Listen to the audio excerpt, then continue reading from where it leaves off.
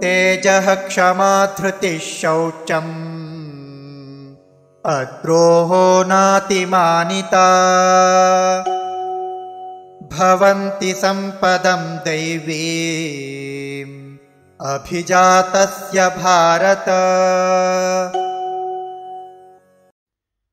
तेजः क्षमा धृतिः शौचम् अद्रोहः न अतिमानिता भवन्ति सम्पदं दैवीम् अभिजातस्य भारत।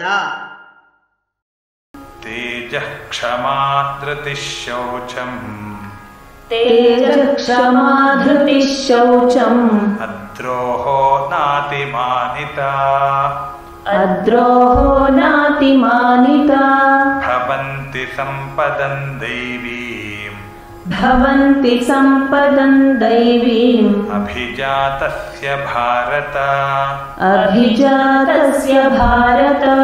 तेजः क्षमा धृतिः शौचमद्रोहो नातिमानिता तेजः क्षमा धृतिः शौचमद्रोहो नातिमानिता भवन्ति सम्पदं दैवीमभिजातस्य भारत।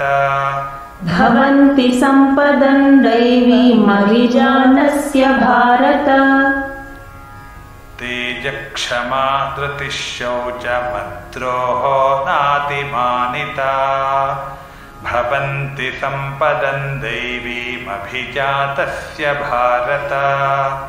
तेजः क्षमा धृतिः शौचमद्रोहो नातिमानिता भवन्ति सम्पदं दैवीमभिजातस्य भारत।